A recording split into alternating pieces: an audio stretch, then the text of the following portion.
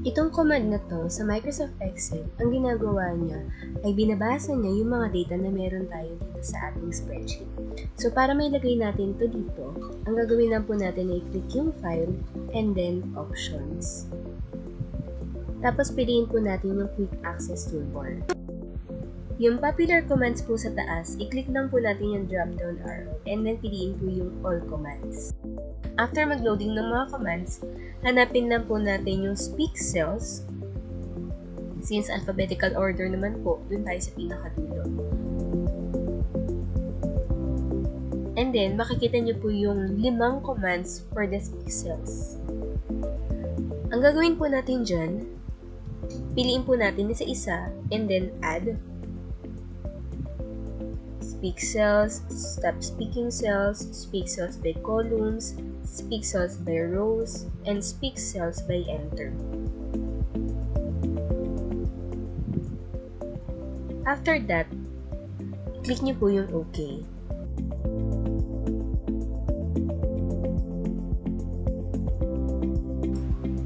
So makikita po natin dito sa taas, sa quick access toolbar, yung 5 commands na pinili po natin kanina.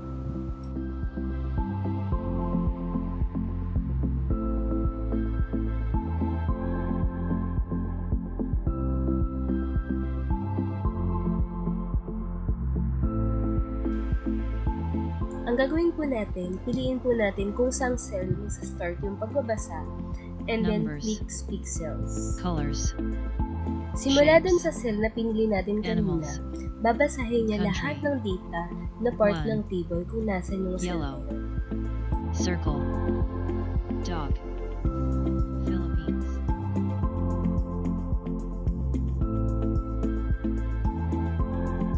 three, Ang gagawin lang po natin para green, matigil po ito, ay i-click yung square, stop speak cells sa quick bird, access toolbar or i-press yung enter sa keyboard.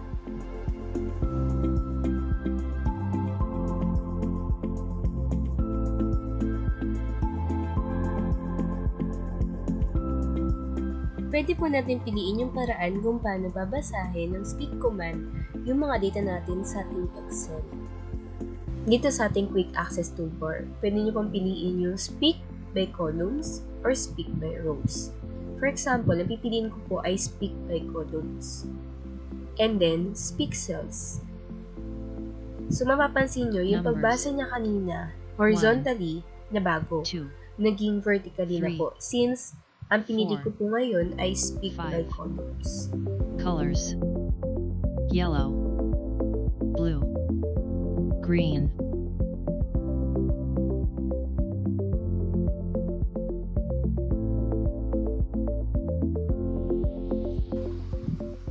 Pwede po natin i-control yung pagbasa ng mga data natin sa Excel by pressing enter on the keyboard.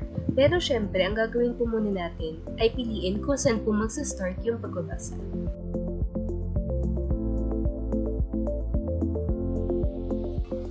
And then, i-click po natin sa commands yung click speak on enter. cells will now be spoken on enter, numbers, So kung papansin niyo po, 1, pag pinipindot ko po yung enter sa keyboard, yung data dun sa last na cell bago ko pinutin yung keyboard, yun po yung binabasa niya. For example po, number 3. 3, So 3 po yung binasa niya. Pwede po natin gamitin tong command na to habang nag-type po tayo ng data. For example, sample 1, sample 2, sample 3, kung gusto po natin itigil yung pagbabasa niya ng data habang pinipindot natin yung enter, pwede po natin i-disable siya dun sa quick access toolbar.